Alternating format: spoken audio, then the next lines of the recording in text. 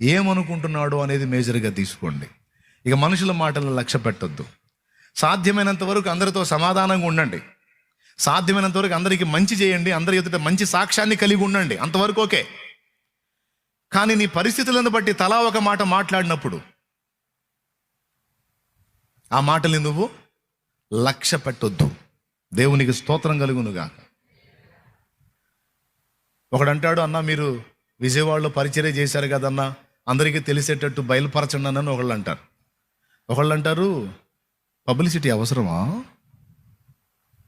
అప్పుడు నేను చెప్పాను, మరి ఒకళ్ళేమో అట్లా అంటారు, ఒకళ్ళు ఇట్లా అంటారు. మనుషుల మనస్తత్వాలు చెప్తున్నాను నేను. ఒకళ్ళేమో పబ్లిసిటీ చేయొద్దు అంటారు, ఒకళ్ళేమో అన్న 10 మందికి తెలిసేటట్టు చూపించండి అన్న, క్రైస్తవులు కూడా సమాజం నష్టపోయినప్పుడు క్రైస్తవులు కూడా ఇదిగో సేవ చేశారనే సాక్ష్యం ఉంటుందన్న, చూపించండి అన్న అని 10 మంది. ఒకరిద్దరు ఏమంటారు, అవసరమా? నేను చెబుతున్నా, నేను అది పట్టించుకొని ఇది పట్టించుకోను. దేవుని వైపు చూస్తా, దేవుడికి న్యాయం చెప్పుకుంటా. దేవా, ఈ కారణం చేత నేను ఈ పని చేస్తున్నా, దీన్ని నువ్వు ఆమోదించు. ఎందుకంటే వీళ్ళు ఏమనుకున్నారో వాళ్ళు ఏమనుకున్నారో కాదు, నాకు నువ్వేమనుకున్నావు అది ముఖ్యం. నువ్వేమనుకున్నావు అది ముఖ్యం ప్రభువా. నేను చేసేది ఏ ఉద్దేశంతో చేస్తున్నానో నా హృదయం నీకు తెలుసు కాబట్టి నీకు స్తోత్రం.